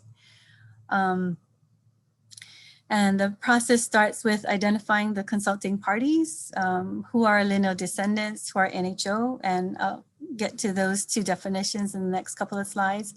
And then which NHO, if there's not a lineal descendant and there are multiple NHO, then which NHO has the closest cultural affiliation. As well as during the consultation process, the regulations do require that the federal official or DHHO official also ask about who else should be consulted in this process. So the regulations provide details as to what specific elements of the plan of action and comprehensive agreement need to be addressed during this time. And also there are additional requests that the Native Hawaiian community or Ohana may request. And I did also indicate that really it is nice if the federal agencies and DHHL afford time and space for the NHO to discuss issues among themselves, because there are many topics of discussion that aren't necessarily for other people to hear. So at the end goal of the consultation process is to actually enter into this plan of action or comprehensive agreement. Next slide. As I mentioned earlier, so lineal descendant is not defined in the statute, but is defined in the regulations. And it has proven challenging because you need to be able to specifically identify the person whose iwi kupuna are at issue. And that oftentimes is not possible. So oftentimes it does come down to the Native Hawaiian organizations or Ohana. So most often descendants do participate as Ohana under the definition of Native Hawaiian organizations. One of the first actions of our office, next slide. So one of the first actions of our office after it was established in 2005 was the creation of the Department of Interior's Native Hawaiian Organization Notification List. And it was intended to assist federal agencies in identifying NHO, as well as to assist NHO in making themselves and their contact information known. So NHO on this list are self-identified and voluntarily register.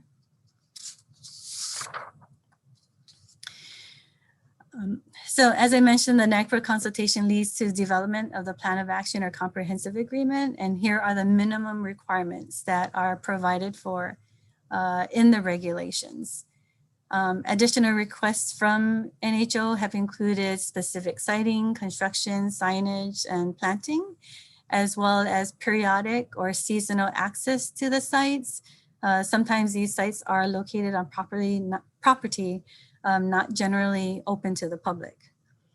So the regulations also provide that whenever possible, federal agencies and the Department of Hawaiian Homelands, should execute comprehensive agreements to address all land management activities that could result in the intentional excavation or inadvertent discovery of human remains or cultural items covered under NAGPRA. So pictured here is the Lua Kupapau'onohili crypt, located on the Pacific Missile Range facility on Kauai. Na'ohana Papa'omana, a group comprised of ancestral families in the region, worked together with PRMRF, the Navy Pacific, NAVFAC Pacific, and NAVFAC Hawaii on this. And the crypt was constructed as a way to protect, preserve, and appropriately handle and honor iwi kupuna found there during development, erosion, and other occurrences, thus those broader activities covered under a comprehensive agreement. So I'm going to quickly go through some slides on repatriation. This slide shows the definitions of who's responsible with the definitions of federal agencies and museums. You'll notice that in both definitions, the Smithsonian Institution is not included, and that's because there's separate legislation covering them, which I'll cover a few slides later.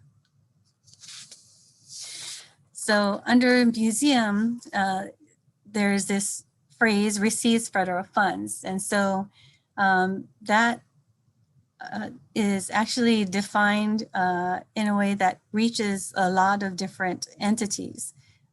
Because it could reach an entity that doesn't even directly receive funding and for a different purpose. So the state could receive COVID funding and SHPD would still be classified as a museum for the purposes of NAGPRA.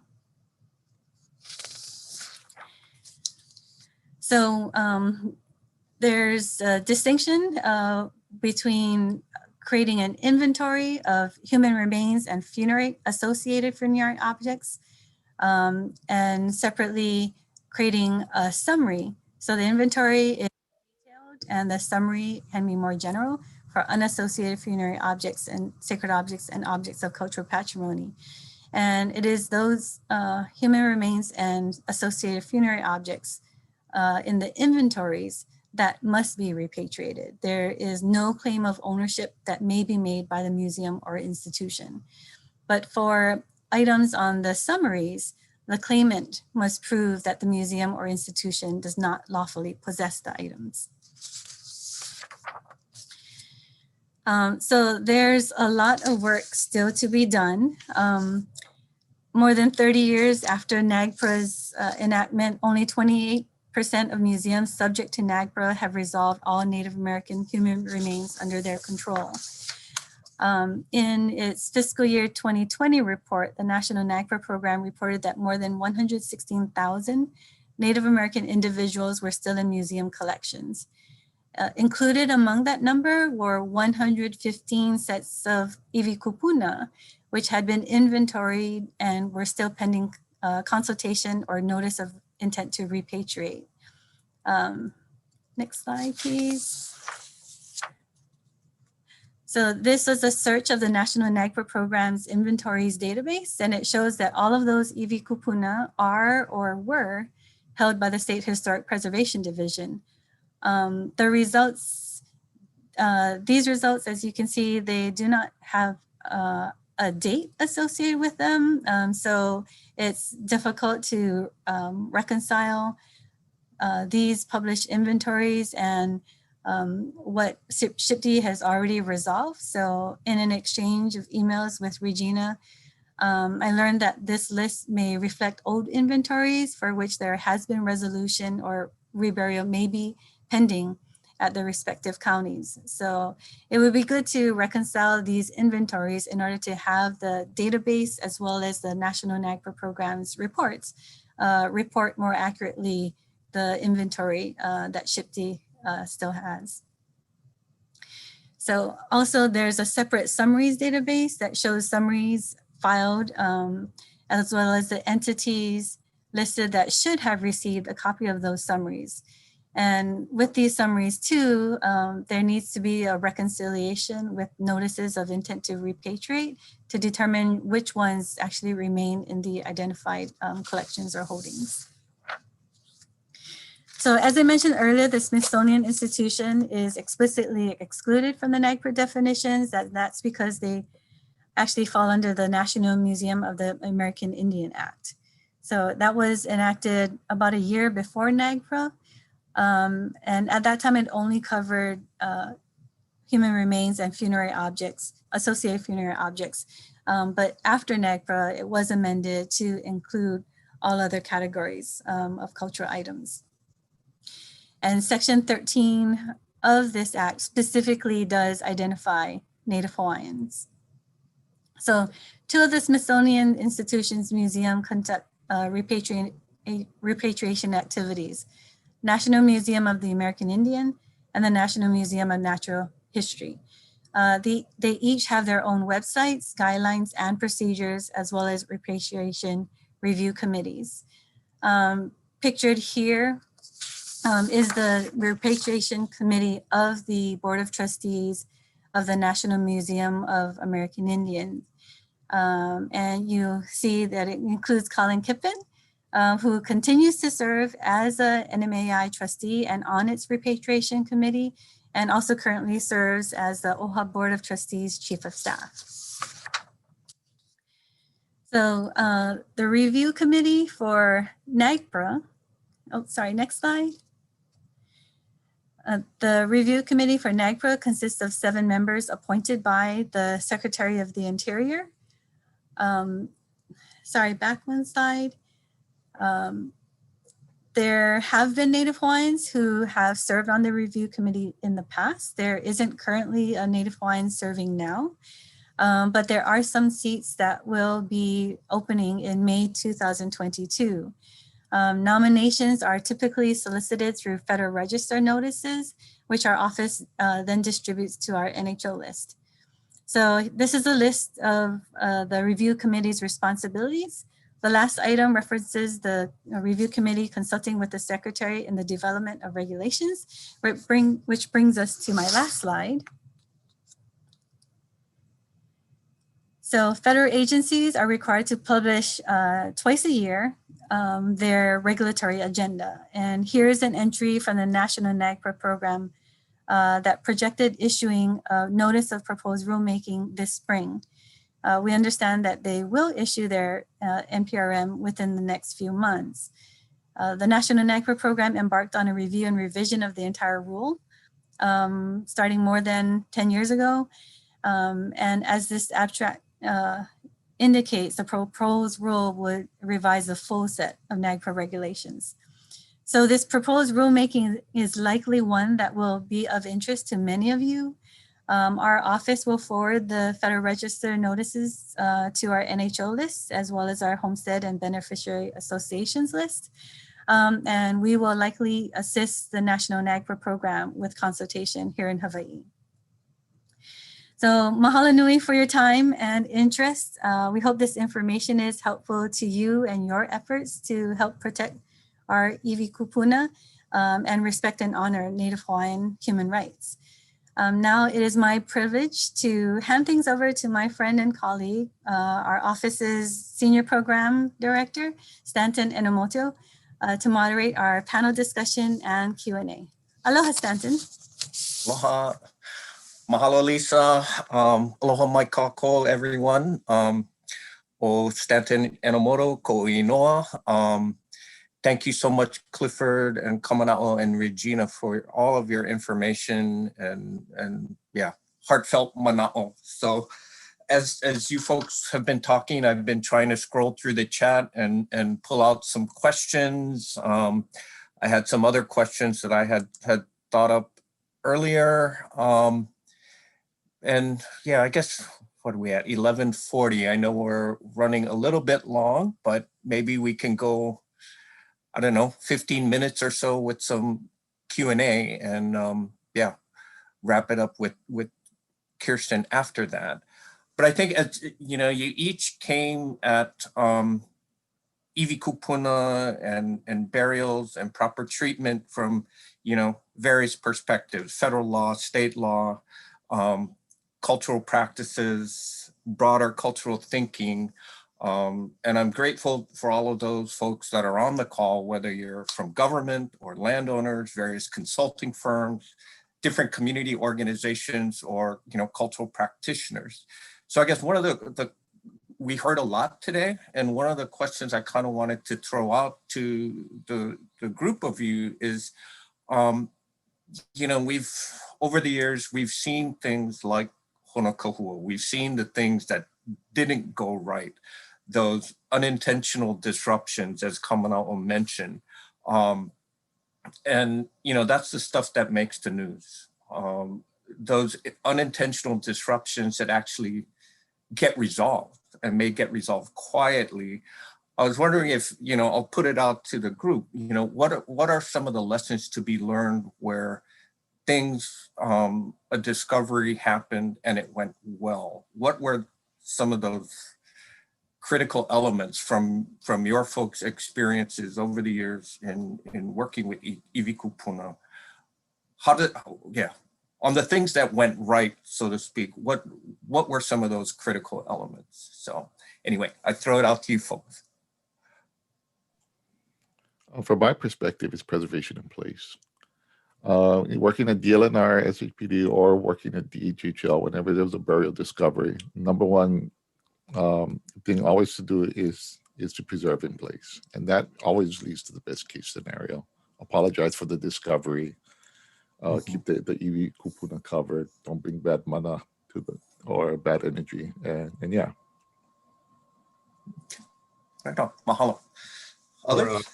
For my side, it was the ability for the management and the ownership to listen to the concerns of the people that came to them and say, hey, this is the way to do it correctly.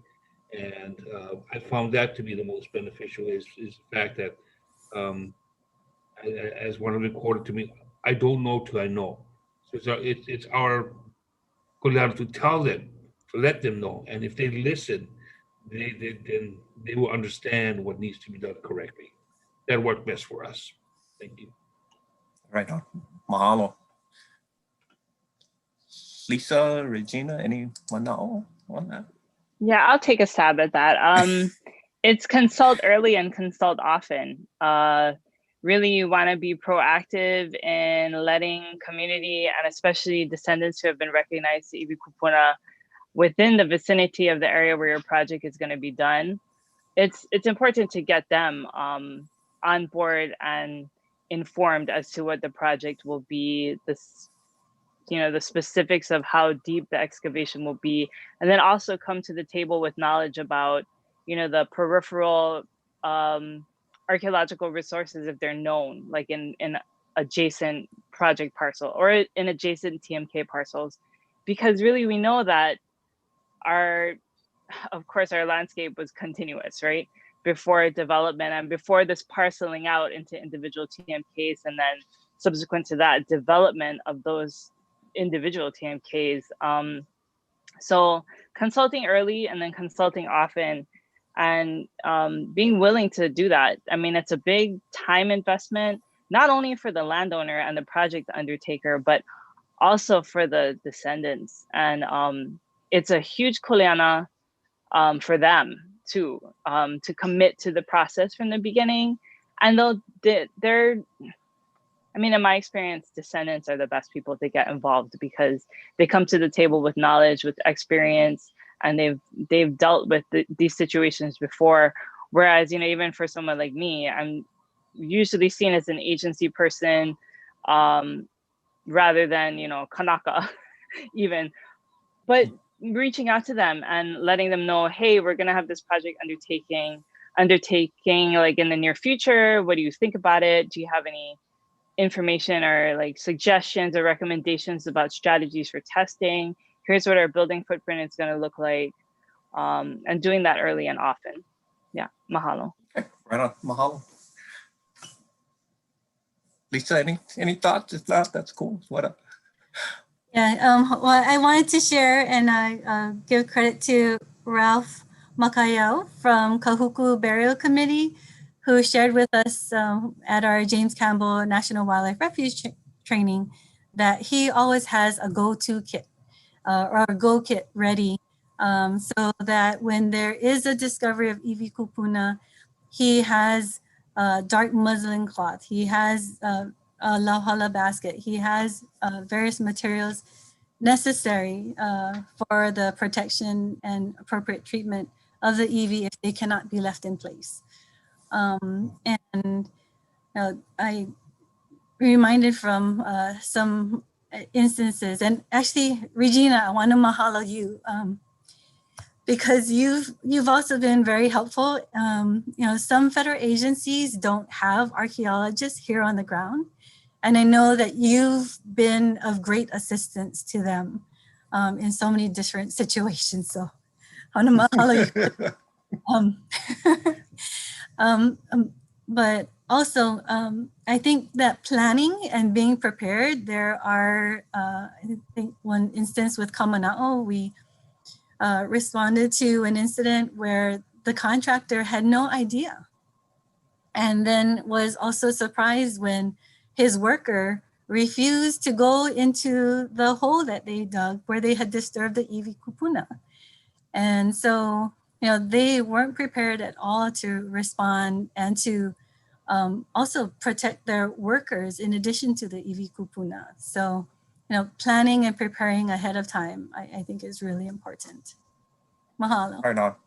Right on. Thank you, Lisa.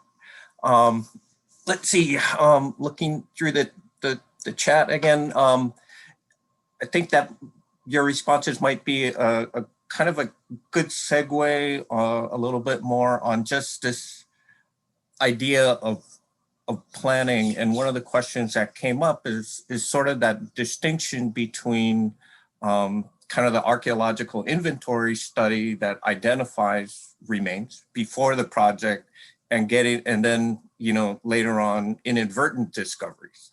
So I guess maybe perhaps, well, I'll throw it out to all of you, but at one point does, an archaeological inventory study become sort of good enough? And then, if something happens to be inadvertent later, that's okay. But it's yeah, where does one transition to the other? And yeah. And thoughts about, maybe how to do a better AIS at the front end or something. But I'll put it out to you guys.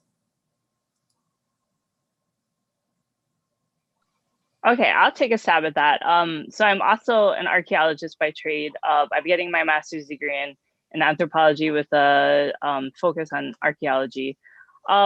So is there a good way to do an AIS? Yes and no. I mean, really you want to limit your exploratory work or your inventory survey work to areas where you know and can anticipate that there will be ground disturbance. Yeah, you want to focus on those areas versus, doing what we would call like a random sampling strategy, which sometimes is like a cluster strategy of testing. Sometimes it's like a grid-like pattern of excavation. It kind of depends. But do limited testing because you don't want to find stuff that you're not going to disturb. And that includes Iwi kupuna. But then you also want to maintain a balance between finding the things that you would encounter anyway, and then treating them in advance of full-blown construction. So, I mean, I would defer that question to like Susan Liebel, who's our archaeology branch chief. She really works with consultants closely on developing an appropriate archaeological inventory survey strategy before the project even is done. And we have been seeing at the OIBC meetings, project proponents coming to the table to come and like introduce their projects ahead of time, and projects that have findings during an AIS and coming back and updating the council and all of the participants and what has been found.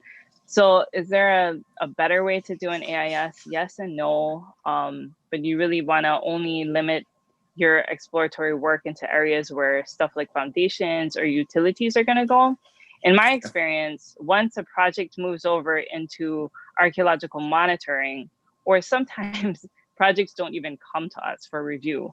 And if it's into the active construction phase, we literally have 24 hours to figure out how we're going to treat the remains. And that is not enough time to consult with everyone we need to consult with, and to even develop an adequate treatment strategy and implement protective measures, both temporary and then suggest permanent protective measures.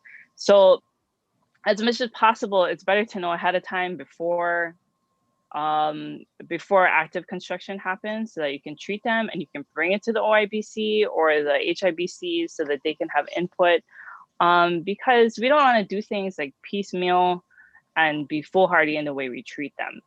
And also personal experience, worst case scenario, you have kupuna in curation for whoever knows how long. So it's better to know ahead of time and be able to develop a strategy with descendants, with the consultant, and with the landowner on reburial right away. Treatment, and then permanent protective measures. Mahalo. Right on. Right on. Mahalo. Outstanding. If I can add really quickly from my experience in working at DHHL and at DLNR, and I'm using your question as a segue into one of the recommendations that would have. I hope this is also useful if any staff members of DHHL or any federal agents are out there, which is to keep the state process and then the NAGPRA process separate. So for instance, so there's a lot of language that's similar between NAGPRA and the state laws, but the processes are not the same. So for instance, in the state laws, you have inadvertent discoveries, and then you have previously identified. And during the course of an archaeological survey, if you discover human remains, it's considered previously identified. You put up a burial treatment plan, it goes before the Island Burial Council. Now in NAGPRA, you have inadvertent discoveries, but there's no previously identified. It's intentional excavation. So if you're on federal lands and you're doing an archaeological inventory survey, it's still considered inadvertent discovery, because you're not intentionally excavating anything. So between the two laws, there's similar terminologies, but the processes, you got to keep it separate. I remember a case we had in DHHL where it was in the Lalamilo land, and it was for a Nahazda. They took Nahazda funding for it. And so what they did in the process is DHHL has to follow NAGPRA, but instead they created a hybrid between the state process and NAGPRA. They took the best of the state process, they combined it with the NAGPRA process, and think, okay, we did something better than NAGPRA, which it actually was. But then when the auditor came from Colorado or Utah, and basically what they do is they pop open the NAGPRA law and they take a look at what you actually did, and they compared the two. They said, you know what you guys did, you created a hybrid, but it's not NAGPRA. And therefore, got a red mark for it in the Lalamilo project. So it's best in implementing is just do NAGPRA or just do the state process, and keep the processes separate. So that's my one advice. Right on. Thank you, Kamana. That's, really important. I know we covered a lot of ground, and the distinctions between Chapter 6E and NAGPRA. One of the other questions that we got is, it's somewhat similar in the sense of, where does, say, Chapter 6E start kind of taking over on things like known grave sites, or perhaps family cemeteries, or, one of the questions that was asked was, do we have to know the exact locations or the exact names of ohana that reside on ohana land to look at the protection of those grave sites? So I guess I'm wondering can you folks comment on the distinction in the regulatory environment between 6E, where it applies to, grave sites or cemeteries versus other things, and who oversees cemeteries? Yeah, that is a great question. I get calls about cemetery, like disinterment permits all the time. And it's a little bit like, I get a little shocked by those, but for good reason, because it's not usually something that I deal with. So cemeteries, so 6E typically doesn't apply to cemeteries or known actively used and maintained cemeteries. I'm gonna withhold comments about specific cemeteries, but I will say, you know, historically cemeteries, the way that we see cemeteries now, the boundaries of a cemetery is different than what the cemetery boundary was 50 to 100 years ago. So you don't always, I mean, you can see that clear, you know, for example, Queen Street, you see where Queen Street is, but the cemetery used to go across Queen Street and into the other side. And then, you know, so you got to consider, okay, well, is this, in this case, is 6E applicable? And I would say yes, especially if it's like a 68 undertaking by another county or state agency, then we should be talking about, you know, strategies for treatment of these kupuna. So yeah, cemeteries are a little bit tricky, even though 6E is very clear. I've been told too by friends and by mentors, like, okay, yeah, you know, you guys don't deal with that, but then what about these other issues? So we do. I mean, we try to answer, like for myself, I try to answer questions regarding cemeteries if I'm posed those questions or find the answer. And it, oh my gosh. And Lisa, you made a great comment, or a bunch of great comments about how 6E and NAGPRA kind of have overlapping jurisdiction, or it's not really clear. It's dependent on the Deputy Attorney General that you talk to. Very, very true. Because one opinion, like from 15 years ago, might be like, oh no, 6E doesn't apply. And then somebody else would be like, well, it's on state land and it's under the high water mark, so it does apply.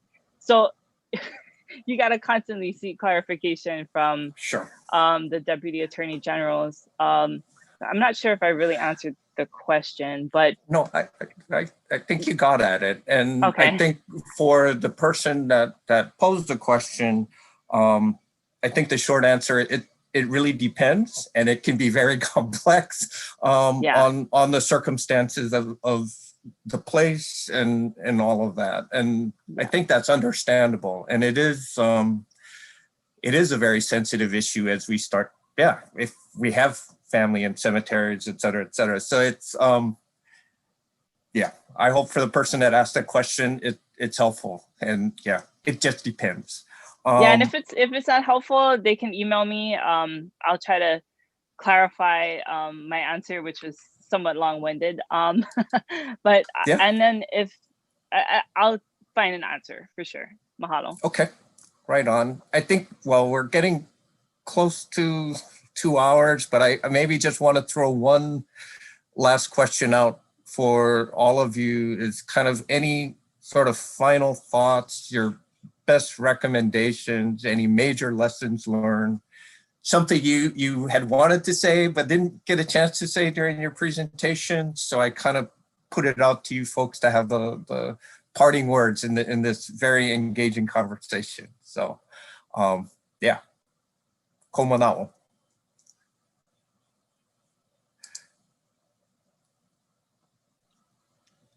From Honokahua, we're still dusting off 28 years of cobwebs off of the laws that were enacted at that time. And there's still much work to be done. Sealing all the loopholes that people may be finding within the laws, etc. Nonetheless, we try. So thank you to all the participants on this panel. Thank you to all the attendees for taking the time to learn, to share, and let's just work for the future. And as I said before, hopefully the future will bring more power to our past. So continue to listen, continue to share, and let's close it all up, close up all the loopholes, and let our iwi kupuna rest in perpetuity. Mahalo. Mahalo nui. Right on. Maikai. Mahalo. Other? I reiterate the point of Uncle Clifford and Iole. One of the great lessons taught to me by Kai Markel, and if you know Kai, he just has a good spirit about him, and he uses the work we do here is heavy. It's haumia, and it's burdensome. It's negative, but you always got to cover yourself in the positive light, and use that as your shield to protect you. And also, like when they're in the ground and they're going for the hiamoiloa, when we are away from the burials, we can argue, we can hakaka, we can do all of that.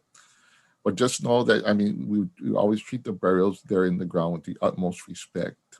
We don't bring any of the hakaka there. We speak it a low tone. We watch our energy levels.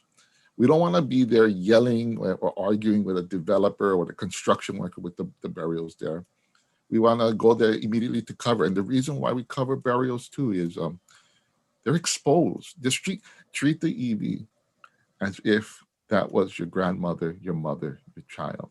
And they're there in the ground. They're naked. They're completely naked. Get a cloth, cover them. Treat them with respect and aloha. Allow them to rest. And don't bring the anger with them. Imagine if you were asleep and you're waking up and you're surrounded by a bunch of people yelling. And so afterwards, when we go back to DLNR, when we go back to Fed, we can argue, we can hakaka there, but always in the presence of the bearers, we always treat them with the utmost respect. And with that, I give my love and aloha to all of you. Mahalo nui. Mahalo, mahalo.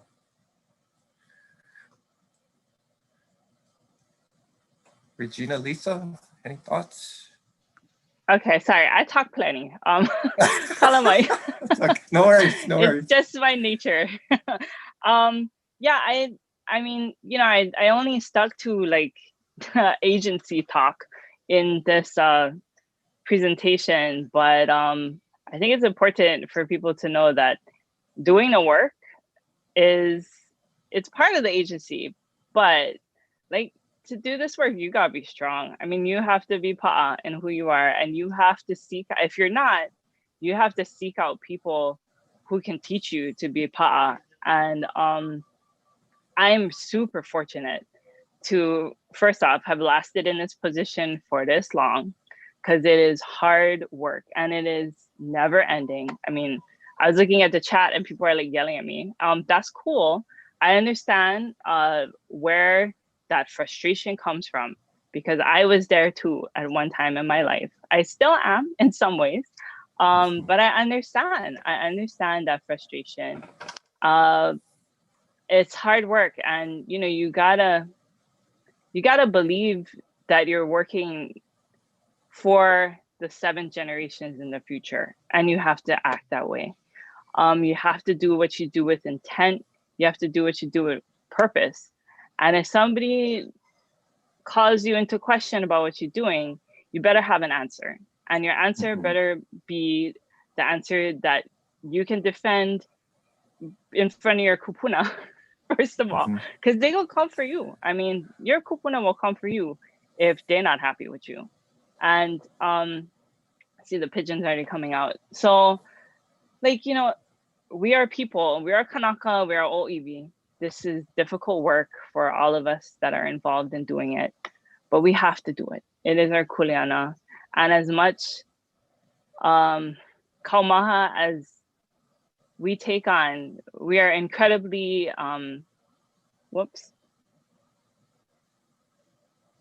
sorry, apologies, phone call. As incredibly difficult as it is, you know, nama ko e malama na iwi o ko mako kupuna, anana mo'o e malama ko mako iwi a ho o mao kalokahi o kako. We take care of kupuna, and then our grandkids will take care of us, and that's how this whole cycle continues. And I just want to close with this other oli that has been like coming to the forefront of my mind, and I didn't quite understand it. It's called Ide Ya Daudini. These 3 lines in particular, really speak to the emotional heaviness of the work, but also that we take pleasure in doing what we do. So the lines are,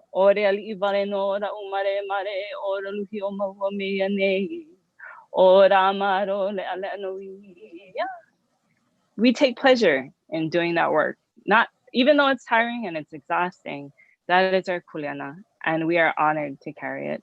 Oia wale no. Mahalo. Right on. Mahalo nui.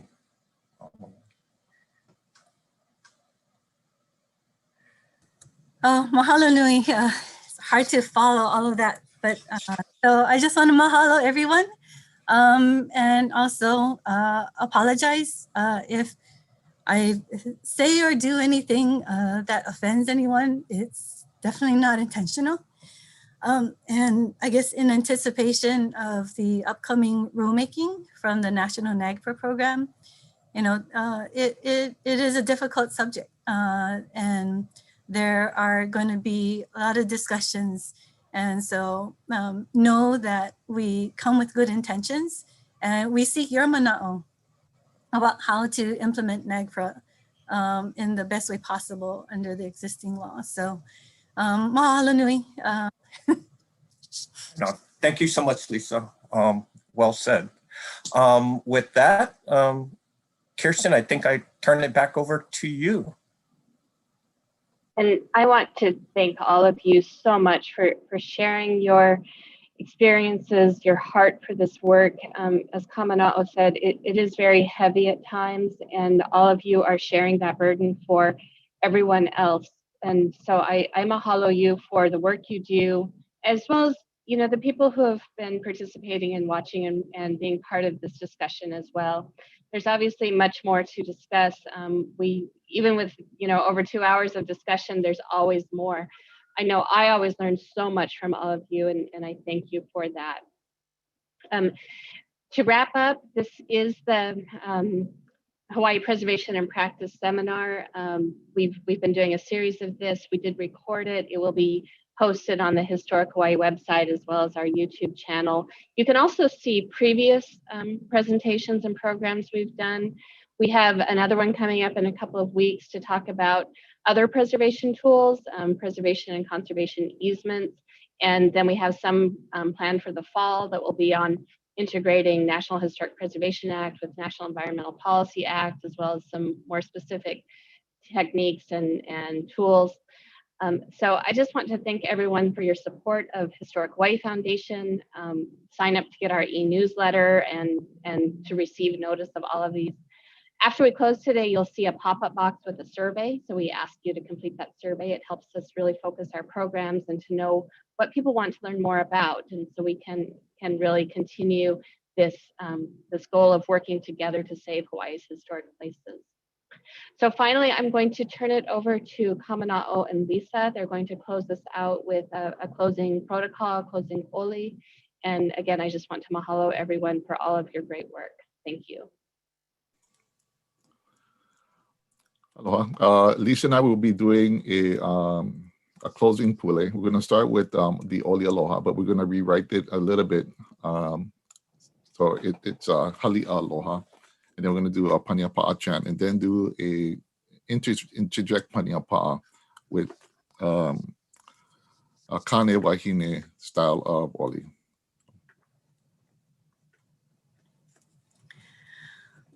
O nana I ka hala me ka lehua, he hale lehua no ya na ka no e. O ka unoia e ano I nei e li ane ho'i o ka hiki mai. Ke kalinino ho'i au ia o e. Ke kaline no me ke aloha.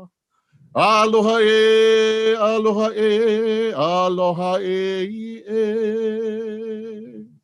Paniapa'a. Pani kalani, pani kahonua, pani yuka, pani kai. Paniapa'a. O hina I ka malama he wahine, he mamo a papa hana moku. Eia ka lihaua ka mo lehu lehu, ike anue, anue, anue. Paniapa'a. Pa'a kalani, pa'a kahonua, pa'a yuka, pa'a ikai. Paniapa'a. O kani ka wai he kane, he mamu awa ke ai ka lani nui a ka honua.